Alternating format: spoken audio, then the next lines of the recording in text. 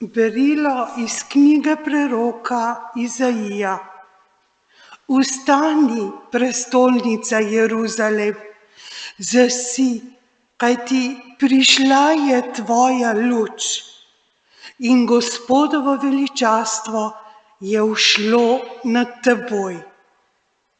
Kajti glej, tema pokriva zemljo in megla ljudstva. Nad teboj pa vzhaja Gospod in njegovo veličastvo sije nad teboj. Narodi bodo prišli k tvoji luči, kralji k siju tvoje zarje. Povzdigni oči naokrog in poglej, vsi se zbirajo, prihajajo k tebi.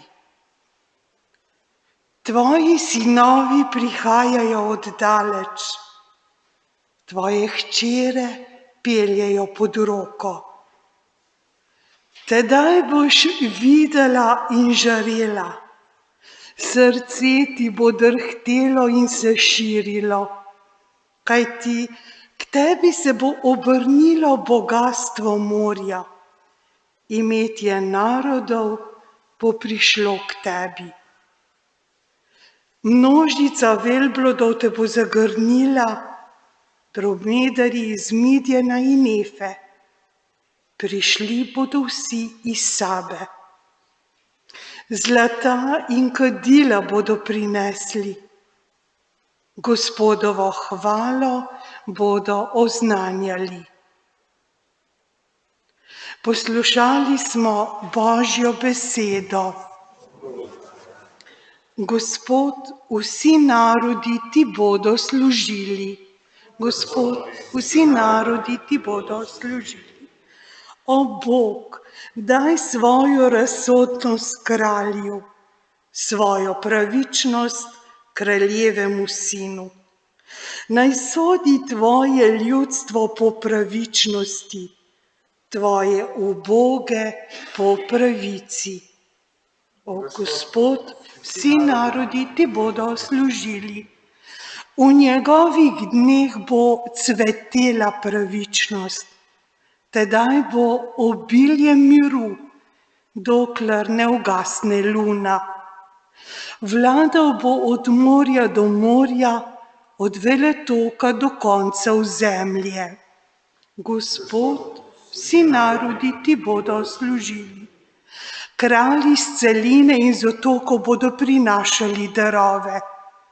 Kralji z vzhoda in zahoda bodo plačevali davek. Vsi kralji se mu bodo klanjali, vsi narodi mu bodo služili. Gospod, vsi narodi ti bodo služili. Zakaj ubogega, ki kliče na pomoč, bo rešil? Rešil nesrečneža, ki nima pomočnika. Do slabotnega in ubogega bo sočuten, odrešil bo duše revežev. Gospod, vsi narodi ti bodo služili. Berilo iz pisma apostola Pavla Efežanom. Bratje in sestre, mislim, da ste slišali za načrt Božje milosti, ki mi je bila dana za vas. Po razodetju mi je bila razodeta skrivnost, ki ljudem prejšnjih rodov ni bila razkrita, kakor je zdaj v duhu razodeta njegovim svetim apostolom in prerokom, da so namreč pogani sodedeči, soudje in soudeleženci obljube v Kristusu Jezusu, in sicer po evangeliju. Božja beseda.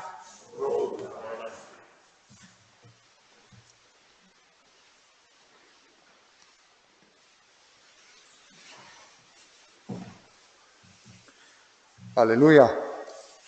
Videli smo, da je vzšla njegova zvezda in smo se prišli pokloniti Gospodu. Aleluja. Gospod z vami. Iz svetega evangelija po Mateju.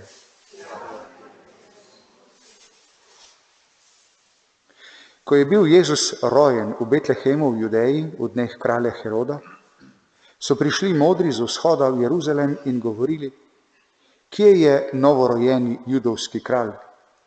Videli smo namreč, da je vzšla njegova zvezda in smo se mu prišli pokloniti. Ko je kralj Herod to slišal, se je prestrašil in ves Jeruzalem z njim. Sklical je vse velike duhovnike in pismouke ljudstva ter pri njih poizvedoval, kje je rojen Mesija. Rekli so mu: v Betlehemu v Judeji, kajti takole je zapisal prerok: in ti, Betlehem, v deželi Judovi, nikakor nisi najmanjše med Judovimi vodilnimi mesti. Iz tebe bo namreč izšel vodnik, ki bo pasel moje ljudstvo Izraela. Tedaj je Herod skrivaj poklical modre in od njih natančno poizvedel o času, kdaj se jim je prikazala zvezda. Nato jih je poslal v Betlehem in rekel: pojdite in natančno poizvedite o detetu. Ko ga najdete, mi sporočite, da se mu pojdem tudi jaz pokloniti. Po kraljevih besedah so se modri odpravili na pot. In glej, zvezda, ki so jo videli vziti, je šla pred njimi, dokler ni obstala nad krajem, kjer je bilo dete. Ko so zagledali zvezdo, so se silno razveselili. Stopili so v hišo in zagledali dete z Marijo, njegovo materjo. Padli so preden in ga počastili. Odprli so svoje zaklade in mu darovali zlata, kadila in mire. In ker so bili v sanjah opomnjeni, naj ne hodijo nazaj k Herodu, so se po drugi poti vrnili v svojo deželo. To je Kristusov evangelij.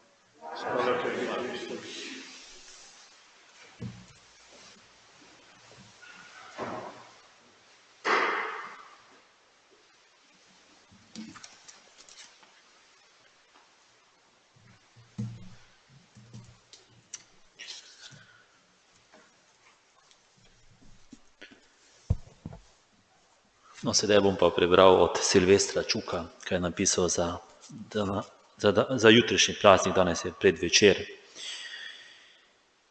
Praznujemo sveti dan, ki je poveličan s 3 čudeži. Danes je modre zvezda pripeljala k jaslicam.